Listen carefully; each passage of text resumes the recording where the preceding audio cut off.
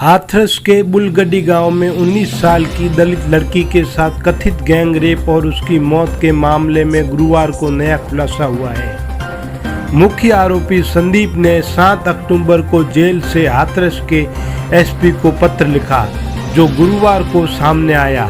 संदीप ने खुद को और 3 अन्य आरोपियों को बेकसूर बताते हुए पीड़ित की मां और उसके भाई पर गंभीर आरोप लगाए हैं। संदीप ने कहा, लड़की से उसकी दोस्ती थी। ये बात उसके परिवार को पसंद नहीं थी।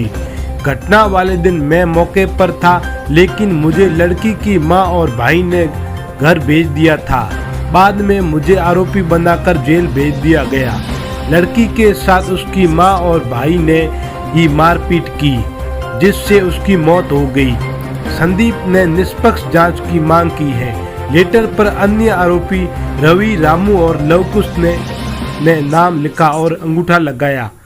पत्र में संदीप ने लिखा, एसपी साहब हमें न्याय दिलाएं। संदीप ने लिखा, मुझे 20 सितंबर को झूठे मुकदमे में जेल भेजा गया। मुझ पर आरोप लगाया गया कि गांव की लड़की के साथ गलत काम और मारपीट की गई थी, जिसकी बाद में मौत हो गई। इस झूठे केस में अलग अलग दिनों में गांव के 3 अन्य लोगों लवकुश, रवि और रामू को जेल भेजा गया।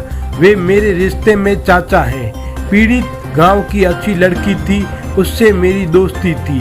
मुलाकात के साथ मेरी और उसकी कभी कभी फोन पर भी बात होती थी, लेकिन हमारी दोस्ती उसके परिवार वालों को पसंद नहीं थी।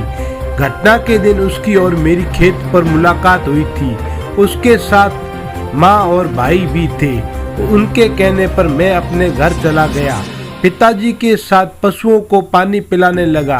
बाद में मुझे गांव वालों से पता चला कि मेरी दोस्ती को लेकर लड़की को उसकी माँ और भाई ने मारा पीटा था, जिससे उनसे गंभीर चोटें आई, जिससे बाद में वो मर गई। मैंने कभी पीड़िता के साथ मारपीट और गलत काम नहीं किया।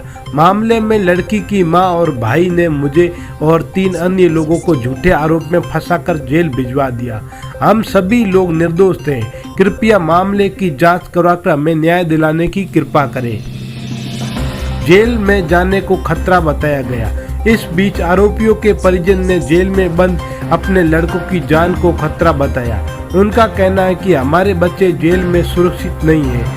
आरोपी रामू की भाभी ने कहा कि जेल में नेता मिलने जा रहे हैं। कहा जाता है कि जेल में सुरक्षा होती है, लेकिन मेरे बच्चों को जेल में खतरा है। 6 माह में 104 बार फोन कॉल्स खुलासा हुआ था। बुधवार को मुख्य आरोपी संदीप और लड़की के भाई के बीच फोन कॉल्स को लेकर बड़ा खुलासा हुआ था। दोनों के बीच 13 अक्टूबर 2019 से मार्च 2020 तक 104 बार बातचीत हुई। पूरा कॉल ड्यूरेशन करीब 5 घंटे का है, जबकि दोनों के घर 200 मीटर की दूरी पर ही है। 62 कॉल संदीप ने तो 42 कॉल पीड़ित के भाई की तरफ से एक दूसरे को किए गए। जांच में लगी टीम के सूत्रों का दावा है कि पीड़ित के भाई का फोन उसकी पत्नी इस्तेमाल करती थी। इसी फोन से पीड़ित और संदीप के बीच बातचीत का दावा किया जा रहा है। सीडीआर में दोनों के बीच बातचीत में करीब 60 कॉल रात के समय का होना पाया गया है।